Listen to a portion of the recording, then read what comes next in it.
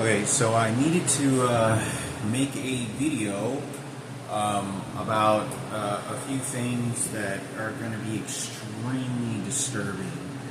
I think it's important because sometimes this information kind of gets rolled off to me, and then I'm trying my best to try to remember very detailed things that was going on between my mother and our financial situation.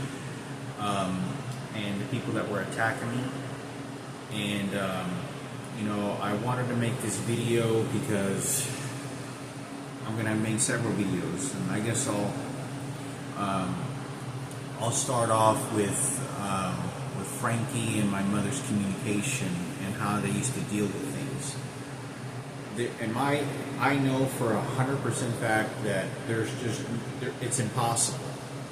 There's no way that Frankie could have had any type of really healthy communication between my mother, given the fact that he got raped that number of times, and I got molested and raped as well a few of those times. And it's very difficult because when I'm going through these details mentally, laying in this bed or walking or smoking a cigarette or cooking or playing a video game, trying to remember these things, they're shooting me with electronic devices to keep quiet and to not say anything, because the information that they already know about my mother is basically nothing more than a dumb box for them to be able to put Sarah, Ken Cooper, and the Cooper family, put whatever they want in there. Because it was Kenneth Cooper at the radio station that did this directly to me and manipulated the situation. Now, I say this because my mother, not one time did she ever have this conversation that I got raped. Because when we went to Mexico and we took a blood bath, it was literally we took a bath together, and it was with Frankie's feces, and there was blood. I mean, the whole fucking water, the whole thing was blood, and it was nearly it had a milky substance looking to it. There was a lot of blood. This was not just a couple drops. This was a big container of blood, and the water was fucking red. I mean, there was a tint red to it. It takes a lot of blood to be able to lose in order to make that happen. Because it was, I think in Spanish they call it lumpina, it's kind of they would use to fill up water for sheep or for horses or for cow, but it's a metal container, to do laundry. But I say this because I remember flashes of it, because the way that the whole situation when my brother got raped and me raped together in Mexico, it happened so fast, and I only saw quick flashes of it whenever I saw my brother getting raped. I talked about all the details, I talked about everything, but you have to understand that that's why I'm not wanting to bring this up to my mother, because how do I bring up, and because I'm 5 years old at this time, and the way that the guy ends up raping me is, it happens with 10 minutes. He has me and Frankie both on our knees, and I talked about this, and then he's looking to see if anybody can catch him. And this is my uncle Tio Jacobo or Tio Yaya. It's one of those two names. And I say this because it never happened to me again. But Frankie, I remember just looking, and I was walking, and this is when I saw him being gang raped. And I talked about that he left home. My mother left him at my grandma's. I don't know what the situation was, why my mom went to my mom's house and my dad was there, or my dad went to the grocery store. This is a very remote area, very ghetto. There's not really grocery stores, I don't remember. I think my dad was sitting, and my dad didn't feel comfortable leaving him over there. But when my brother walked home, I mean, it looked like he was covered in blood. I mean, you looked at him, and he looked like he was deranged beyond anything you can imagine being raped. Like literally, he showed up, and my mom opened the door, and I looked at him. He looked like he had been crying, screaming in pain, and he was moving like this.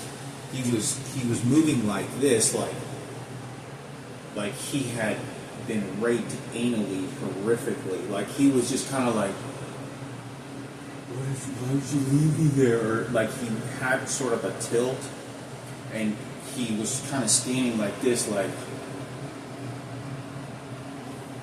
he had been viciously molested and raped. Now, my mother opened that door, and she looked at him, and I know that my mother, like I said, there was only two separate situations. One, there was no more than three.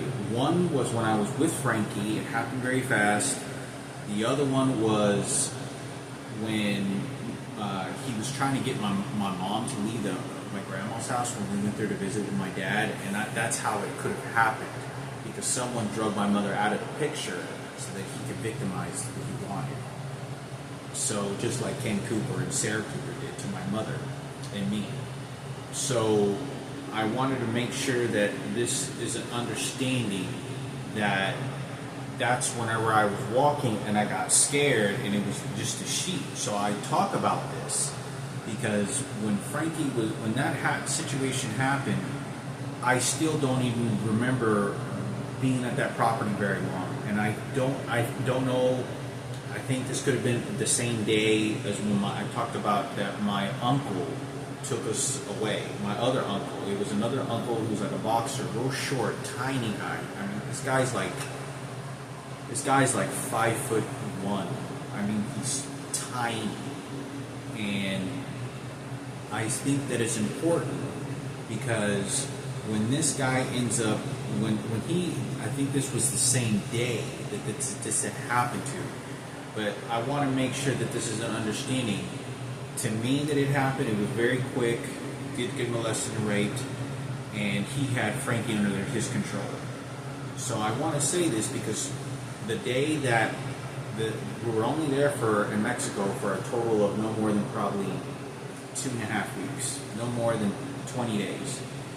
And the fact that my mother, because the day that he walked home, he walked from my grandma's, which was, I don't know, I guess a far distance. He showed up knocking on the door. I don't know if somebody dropped him because nobody had a car. To my understanding, he walked, I think, and he showed up. I mean, he looked viciously raped. I can still see what he looked like. He looked like he was severe, like he had been crying. My mother said something to him, like, ¿qué pasó? Oh, ¿qué pasó? Oh. So my mother's behavior is not to just, I want money, anything. It's that she just can't do anything about it. And it's just like, you just can't. Because they're allowing it to happen. Because the law enforcement are allowing it to happen. There's no law enforcement. They just run their own games. So I think it's important for me to say this because when I'm growing up, this conversation never gets brought up to me saying, I'm sorry, your uncle raped you. My uncle did, because my mother's desperately trying to survive and trying to find some resources for safety.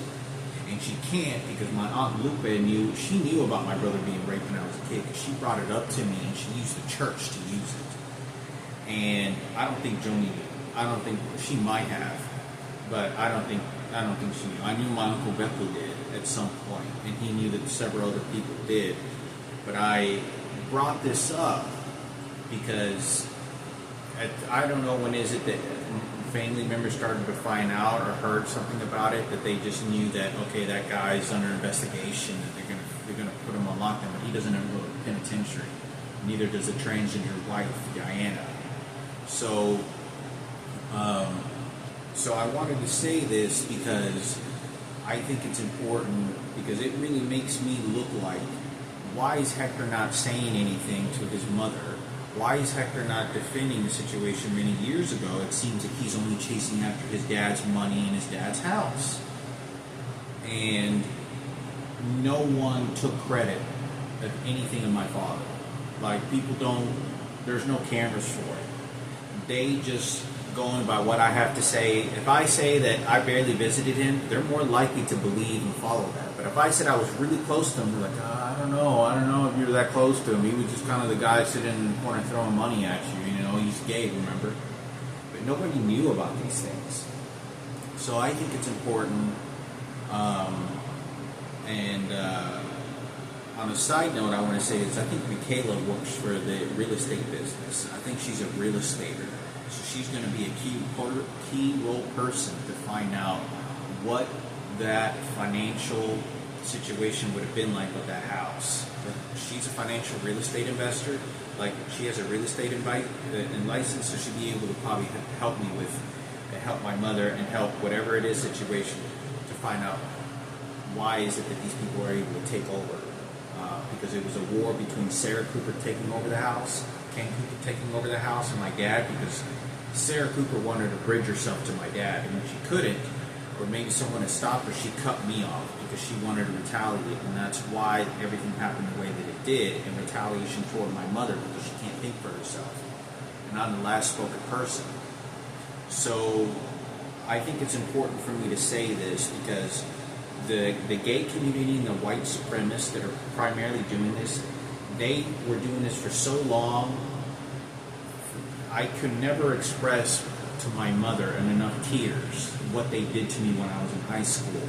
And I'm going to be sending her pictures of these people that were threatening me about my dad's money, my dad's house, and some of them are still alive. Some of them are dead. They were teachers, or they could have been private investigators, but they were teachers to my understanding. And they were after my dad's money. And they were persecuting me beyond anything you can imagine, bringing up Sarah Cooper, bringing up Ken Cooper, that they were in charge of the money, the house, and my dad's.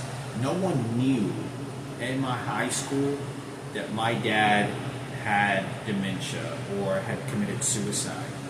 No one knew about it. No, I was not ever close to any of my teachers. Never. I didn't go off just feeling comfortable with any of my teachers. There might have been one situation I could have said something, but it was because I was so threatened that I may have said my dad committed suicide when I was 12. Or I may have said something, but I'm going to send these pictures because my mother doesn't know about this. And I'm going to send these people, you can send their investigations to target these teachers and look into their background, to who they're connected to. And I'll tell you what classes I was in when they were talking about my dad's money. They were talking about how they're controlled. I was there to persecute. The only thing you're not going to be able to know, to verify, is that I'm telling you right now, the teachers were persecuting the hell out of me, that accusing me of stealing my dad's money, taking advantage of my dad in the nursing home, and that I was fooling him as much as I could so I could steal a house away from him and his money. My mother at this point is perfectly healthy at this point in life, but my mother knows nothing about this. And at that time when I was in school, my mother cared a lot for me. So my mother would have been very protective of me when I was a young teenager. She really was. My mother used to have a pager on me. I'm not kidding you. When I used to go to the movies with Robert Zarate all the time, she used to page me to make sure that she could kind of keep tabs on me, I was safe, that nobody was doing something to me. This is what my mother did. So I think it's important that I say something about this. I think it's important for me to say something about this. So, my mother knows nothing about this. My mother knows nothing about the teachers that were persecuting me directly about my dad's money. And I'm going to send her pictures of this because it's important for her. If somehow some miracle was performed and my mother just faked the whole time that she didn't have dementia because they're under investigation or whoever, I know that's not the truth. Because even if that was the case, it doesn't change the fact that my brother got raped by 10 homosexual men and my mom's not going to the details about the situation. She's not. So I wanted to continue this conversation to talk about they're shooting this electronic device into my eyeball, to the top lid of my eyes. But I think it's important for me to talk about because when I watched Frankie communicate with my mother, it was different. It was different the way that I communicated with her. When I say different, it was like Frankie is not only the source of to try to fight off Sarah and Ken and the Cooper family and anyone else that might want to steal and take money, but including Robert Palomo in New York, that down the street from the World Trade Center. But it's the idea is that Frankie knows that he can't say anything. He's not bringing up the conversation about my mom. When he got raped and molested at Leach's house, which is my dad's sister's, he's not, my mom, I'm in the car with her. And when I'm in the car with her, she just says, she goes, oh. And it's just like we're driving away and she knows, and she's not trying to get away. I honestly don't feel that she's trying to get away with it. I don't feel that she's like, okay, you just get raped and I take the money. There's nothing that you can do. And she's trying to heal her son by like, oh, okay, Frank, that's what you dealt with. That's what you had to go through to make it in life. That's how she is. And I say this because we don't ever have a conversation about it. And my mother, when she talked about Frankie being raped, she just said, oh, so I don't care. She would always do that. I don't care and do this behavior because there's nothing that you can do. I could never explain this enough. From the very beginning, when I was 5 years old, Sarah and Ken Cooper were the most disgusting people to my mother, especially Sarah. My mother never said anything good about those people, not one time, ever. She always told me, and I didn't understand because I was too young. I said, he's a police officer. Isn't he supposed to be a hero? And there was nothing of this nature. My mom never communicated with Ken Cooper in person. Like, he just looked at her like some bitch. That's how he looked at her, and that's how he treated her. That's how the situation was. But, like, they only showed up a few times to our house, but I think it's important because this violates every code that you can imagine. In the last 15 years that I had not known what the fuck was going on with my mother or about these rapes, was I didn't see Frankie actually get raped. I could only hear it whenever we went to my Tia Leach's house. My uncle, when my grandpa died, my mother and my father knew about that happening, obviously. No conversations. When Frankie got molested in Mexico, nothing. When I got raped in Mexico, nothing. When the only person that I actually physically saw Frankie being anally penetrated or giving oral sex along with me or without me was Miguel, my uncle, and I'm still sketchy if I'm like 60% if I heard something, like I heard some sort of noise or something. It was difficult. I'm like 70%, 60% because when we went to my Leach's house, this is whenever I was chasing this guy around the apartment complex, and I was literally walking around the fucking house, and I was literally, where's Frankie? Where's Frankie? And I was starting to look for the garage, and this motherfucker was in the bathroom claiming he was doing something fixing the cabinet with this motherfucker, and there was another guy in there, and it was the preppy guy that went to the OU University. So, anyway, I wanted to talk about this because my mother is like, you deal with it. She's doing this with my dad's sister. If my sister, who died many years ago, who had Down syndrome, if my mother doesn't want to communicate with her and hug her and kiss her, I was there in front of her, in front of Ivan. Ivan, you're going to want to know this information. I don't know if you're able to watch these videos, but Ivan is crucially important to know this information because he's going to be able to tell and he's going to be able to identify a lot of situations that I can't because he was in that house and how he saw things with my mother. Because Ivan doesn't know about all the rapes Frankie's going through and why my mother walks away. Because when I was on the front porch and he told me this and he felt he didn't know what to do. Like, it was one of the craziest things when we used to play toys together on his front porch. And we were standing there just playing Ninja Turtles. And my mother looked, and he looks in the eye and goes, I don't think your mother cares. And he said those exact same words. And it wasn't like, he didn't say it in a bad attitude. I remember him being like this, and we were playing toys, and he kind of kept his head down like he felt bad for the little girl. And he was just like, yeah, I don't think your mom cares. And he kind of has this grin like he feels bad about the girl, and he feels bad about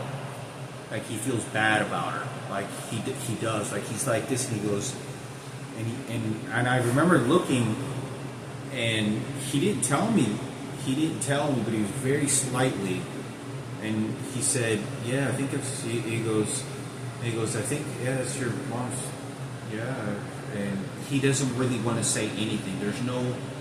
He could have mumbled or said something across his words saying that was my mom's daughter, and there was no confirmation, and I didn't know why he said my mom didn't care, because I don't know that that's my sister, and I don't know that that's my mom's daughter. But he saw this in front of me where my mother was just like this, and she looked at the little girl, and she just flats out, walks away from her, and just goes about her business. And it's not like an attitude. It's just like, I gotta have a healthy baby.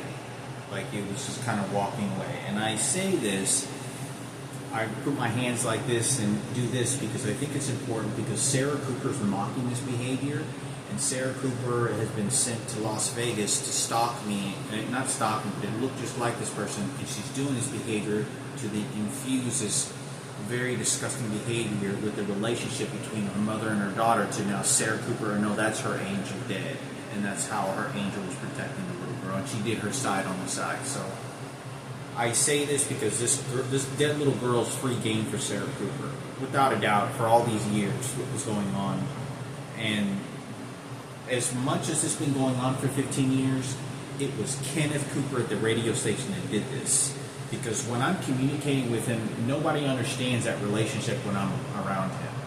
When I'm around him, like, you gotta understand, I used to smoke weed when I was 15 years old with fucking drug dealers and guys that had fucking handguns and were fucking pretty bad people, that you act cool with them, but you know you really can't trust them. But you know, it's like gangsters. I'm sure a lot of 50 Cent, Snoop Dogg knows what I'm talking about.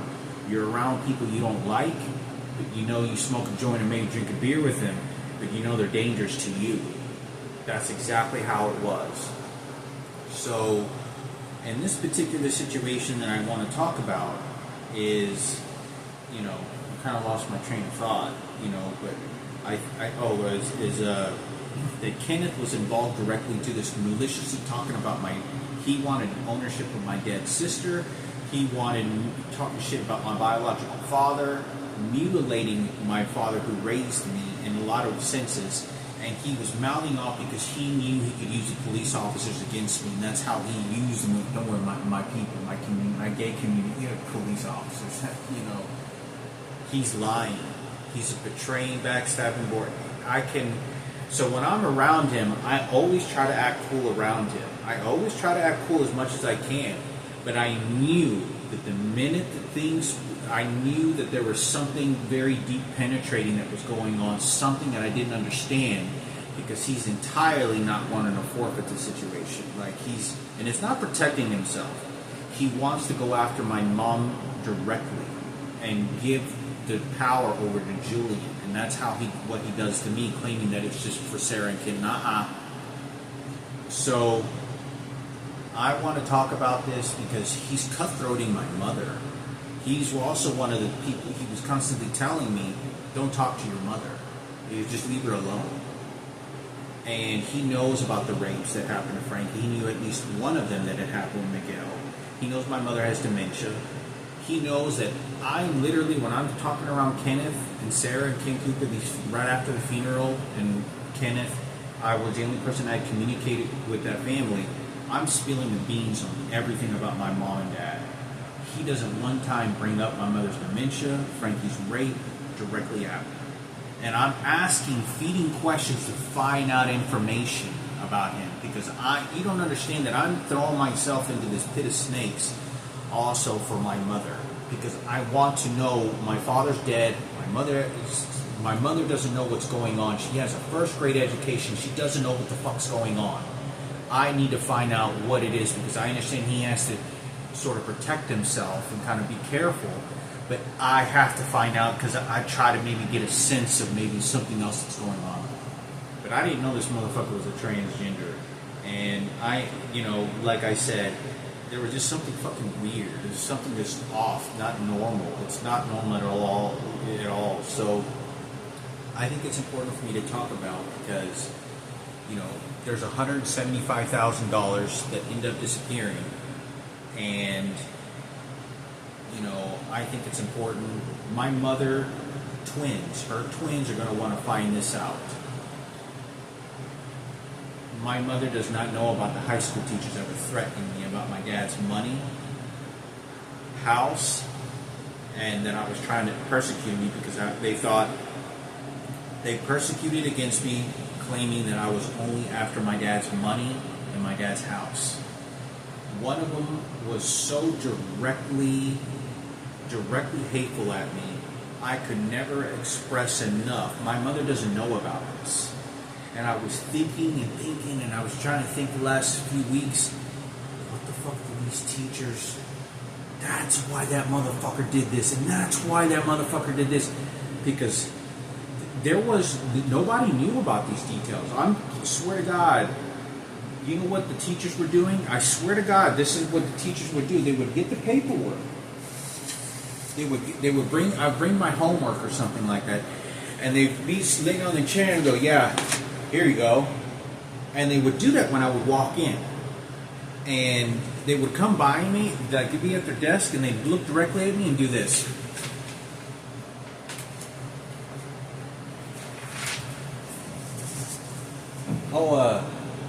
I gotta see if I had some change.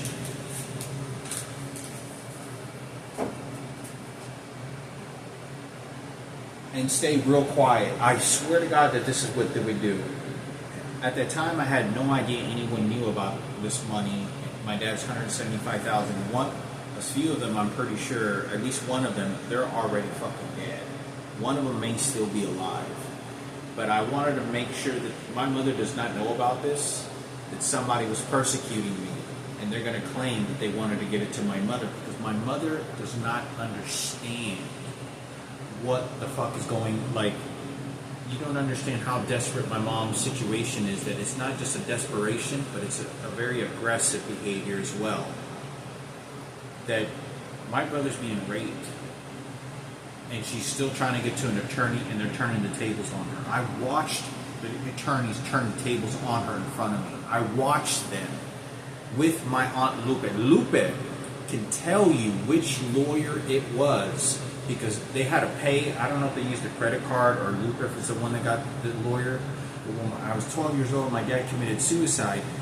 Lupe would be able to point out what lawyer attorney office that was that did that to my mother. And I remember being in the office, and I want to say that Lupe saw this guy and saw that, okay, we probably don't want to come back here again. And my mom, let's leave. We don't want to come back here again.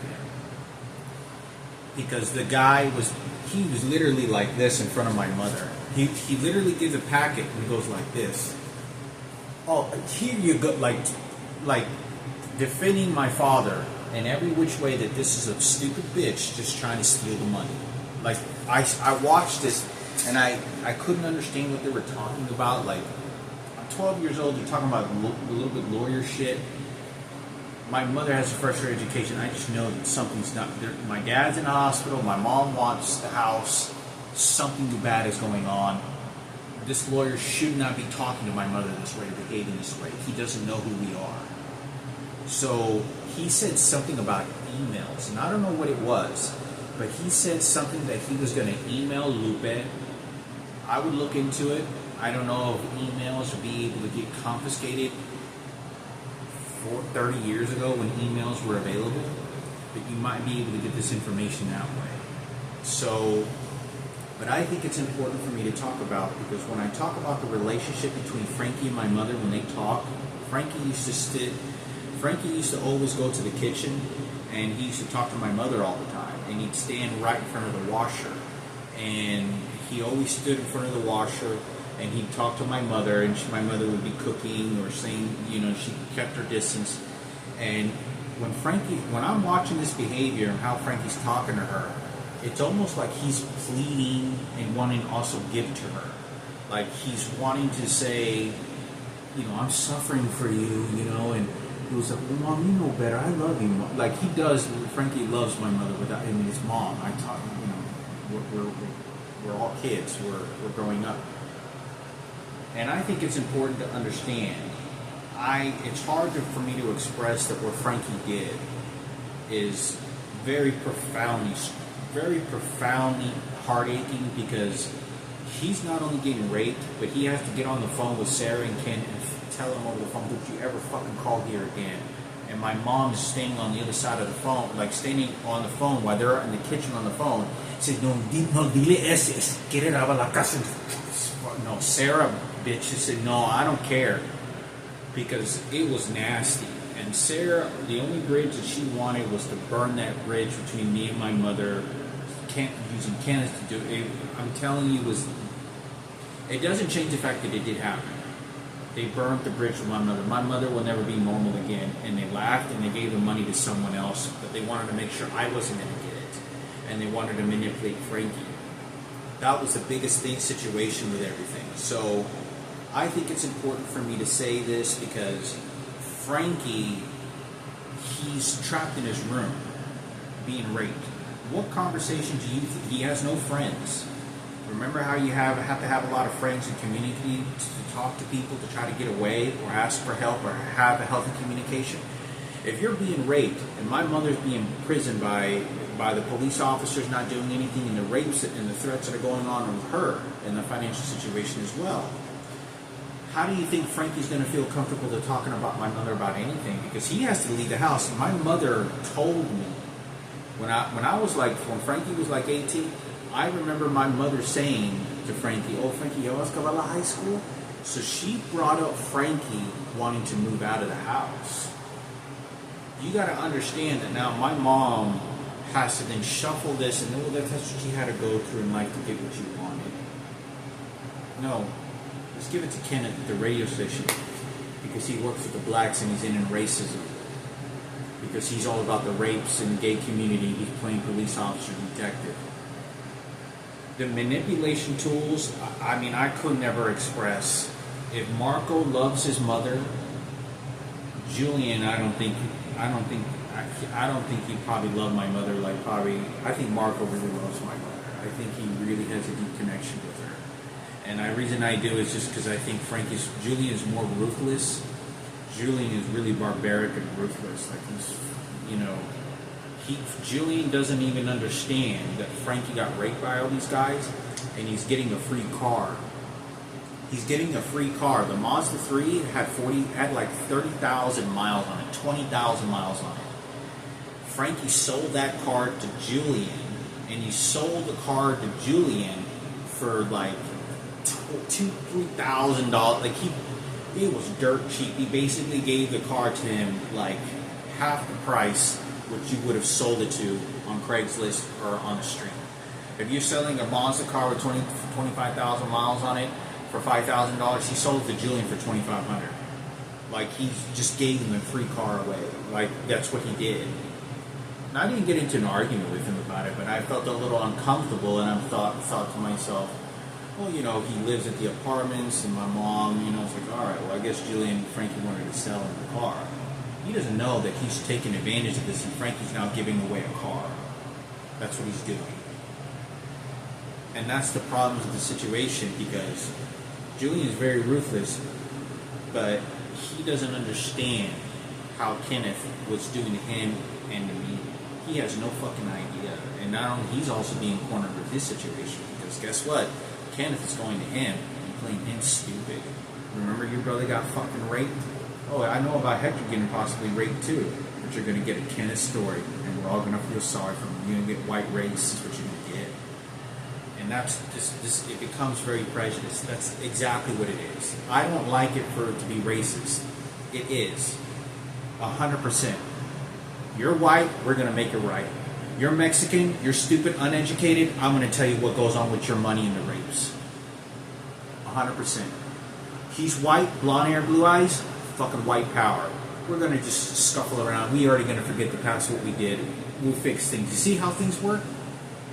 100%. And I don't like it to be that way. I don't like it to be racist, but it is. My uncle Beto used to tell me this when I was first getting into private investigators. And my uncle used to tell me, vete con los mexicanos, vete busca con los mexicanos porque te va a pasar muy bueno, te pasa un poquito más bueno. He said, you may have a lot of, he goes, go with the Mexicans. He goes, go with them because they may not help you they may not help you at all, but you're more likely to feel comfortable and you're more likely to get more sincere help. You're not going to get it from the white supremacists for Kenneth and Sarah Cooper for Kenneth, because everything is surrounded with targeting those two parasites. And they knew they had to do it all the way to the cemetery. Kenneth is the primary one that they were doing this for. That's why.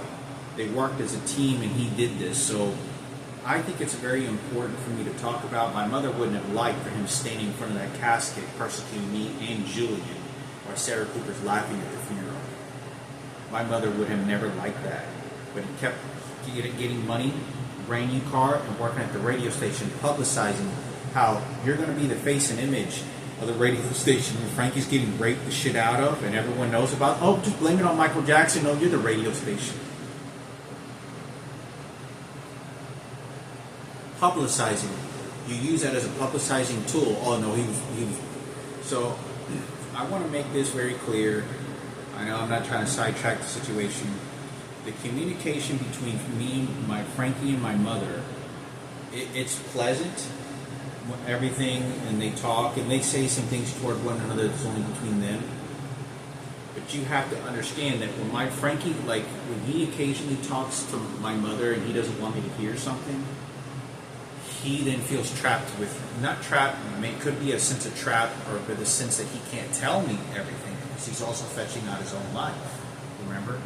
So I think it's very important for me to say this because they're shooting me with electronic devices. They don't want me to tell you about this to protect my mother. Absolutely have to tell you this. My mother does not know that Sarah and Ken Cooper sent people, and there was a gay community that sent the teachers inside Newman Smith High School that persecuted me. She does know nothing about this. No one has ever heard. I never made a video about this, and I know now why these people were doing this because, to my understanding, no one knows about my dad's house. No one knows about the $50,000. Only my mom, the lawyers, and my immediate family, and my uncle, my Joni, a little bit, obviously. Nobody knows about this. When I'm going to high school, how is this information getting there? This is when 9/11 happened. How is this information getting over there? And let me tell you something. This is not just word of mouth. They're violently, very in the middle of class. I'm going to be able to point out some of the students that were in my class that felt violated. And one of them was a black guy that I can tell you about that was used as a tool about everything that was going on in my class. And they were bringing up the 50, and this guy was he was trying to train me because he also knew about the Miguel raping Frankie. And he claimed to be a Christian. I swear to God, this guy was probably the worst. This individual was the worst out of probably all the teachers that I could think of, other than Miss Mink, another white lady, blonde hair. Yeah, she was the worst. Absolute worst. He was probably one of the worst. Coach Burns, he was one of them, but he wasn't so violent. He was kind of friendly, but he was kind of running his own investigation. I don't know if they're police officers. I don't know if they're private investigators. They were running their own force on my mother, but they were running their own force on me. I'm 14 years old. I'm 13 years old. When I get to high school, they know all the details of conversations they're having with my dad when I'm at the nursing home. So I wanted to make this video. My mother doesn't know about this. If you didn't think I didn't graduate high school because I was just a bad kid, there's more to it that no one knew about. That's fucking why. because they wanted to make sure if he can't get an education, he's having trouble at home, put him with the rest of the sick Mexicans and gangsters. You see what he does? He's a drug addict, just, yada, yada, yada, yada. I wanted to make this video, I think is crucially important. We'll talk about this. So, there's nothing more than I can talk about this with this particular situation because of my mother's senseless defense. This guy downstairs, this white supremacist that lives below me, he's in a vengeful rage for Kenneth Cooper and Ken Cooper and Sarah Cooper. He looks just like Ken Cooper, but real skinny. This guy that lives on the other side of this apartment complex is walking, behaving, trying to portray himself like Kenneth. And they can listen to conversations and things that I'm doing. And when I walk outside, he gets in the car and he walks just like Kenneth does. And he's trying to behave and make a mockery that he feels sorry for what he did. Nuh-uh. It's to suffer. Because my mother never makes a recovery again. So, I say this because I can't even express how difficult it is for me right now to talk about this. Because what happens is that nothing ultimately is likely to happen. Like the 1,000 videos that I made. You see these keys to my mother and my life and everything I've ever owned in life? They don't belong to me. And they never did. They took everything away from me. The communication, those all belong to other people toward my mother. There's no recovery. There's no recovery of this. So I think it's important because there's no justice, but I think that I loved my mother enough, that I remember her enough still, that I need to make a video and talk about it. Because, my mother suffered so that she could make a better life for herself, for me, for Frankie, for Julian, and eventually, toward the end, when Marco was born. But the credit that she wanted to give me and Frankie, it all went to the garbage. She didn't want to give it to Kenneth. She didn't want to give it to Madison. And she didn't want to give it to some white supremacist motherfuckers that want to show up with white power, waving their white American flag, that this is about how white is always right, and they know how to mastermind and exchange problems with my mother, and that's what they're doing. It's all about getting the scrums and crumbs of worthless shit at us and making sure they stay protected, comfortable, and royalty, and just get a little small pat on the hand. That's all it is. We're being spit in the face and being beaten, spit on constantly by people at grocery stores, streets, homeless, police officers. That's why. So, I think it's important. I think it's important for me to talk about, and because I think of my mother. The holidays, I never spent another day Christmas again with my mother, or Thanksgiving. I spent one Thanksgiving, but it's hard to express what retaliation's going on with my mother, with my biological father, because Julian doesn't know anything about these rapes. He doesn't know a single thing. He doesn't know anything about my uncle. He was before he was born. He doesn't know anything. If he finds out anything, it'll be Miguel. That's the only person he will ever come close to finding out. But unless somebody tells him or watches his videos, he doesn't know anything about that. So, like I said, I needed to make a video on this because the communication between Frankie and my mother and what I witnessed was really bad when it comes to the sense of not only I don't know what to do, but my mother knows that I'm getting raped and I have to have a conversation with her. So when Frankie does eventually get, because my mother did knock on his door and said, well, when are you going to leave? Or you think maybe you want an apartment? Do you see how my mother has to do that and she has to move forward? Now get out of the house. But she says that quietly. And I don't know if my mother said this, but I want to say I think I had a conversation with Frankie about this. And my mom asked her, so what are you going to do after high school? But it was a sense to kind of school you off away a little bit. I think it's important for me to talk about because the conversation was very light, very few words. And I want to say, I think that my mom said or thought maybe he was eventually going to get an apartment. Frankie had no plans to leave that room or house. No, he had nowhere to go other than join the military, if he joined the military. So I think it's important for me to talk about, because their relationship is very uncomfortable to him. But I can see that he loves my mother. He's just like, he understands, like, yeah, I just get raped, and this is what I'm giving you. I get raped, and then my mother has to do the same thing how she threw this dead body away. Because it's about Kenneth and the radio station and hip-hop and his music and how he became transgender movement hero, and he pays for it this much, but I'm going to kill your sons and your family, and then gay community with the police officers. Because that was the truth. That was the fucking truth. So, something I think it's important for me to talk about.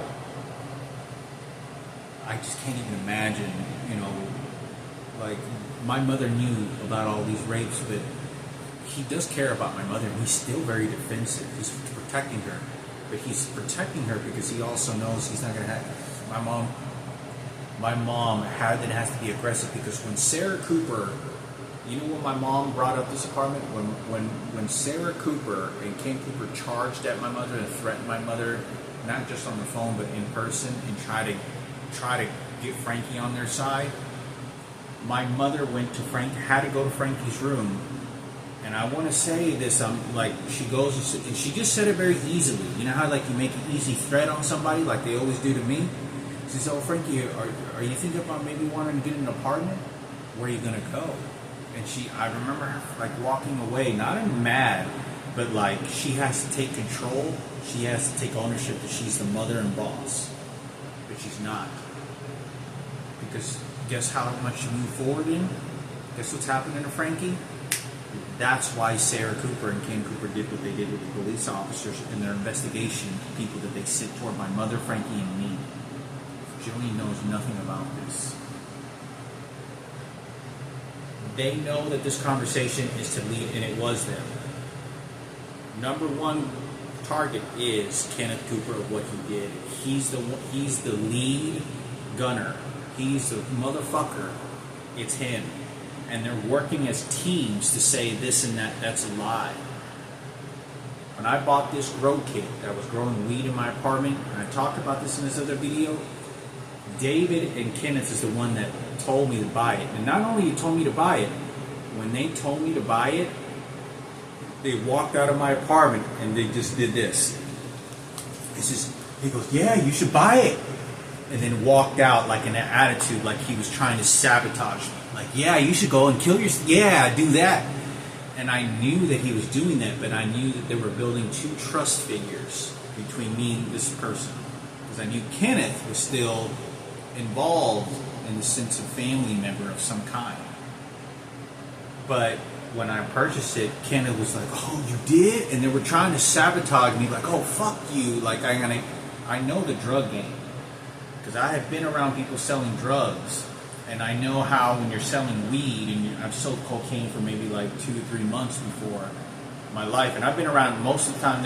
Everyone else, let me be around people that were selling drugs. I know what that atmosphere when you're dealing with that, when you're dealing with dope, and I think it's important for me to talk about, because they're doing this to my mother and Frankie and me. But Frankie, the fact is that I got raped by a transgender next to my aunt, my aunt's friend. What does that say? What investigation people were inside that circle around my mother, including family members? I'm the only storyteller of my mother. So I say this in spirit of my mother, who has now departed from this world, of who she was. I was grateful for what she had done, and suffering and brutality that she was willing to endure. And she wanted me to remember these things. My mother used to always tell me, "You remember me, you remember me, you remember me."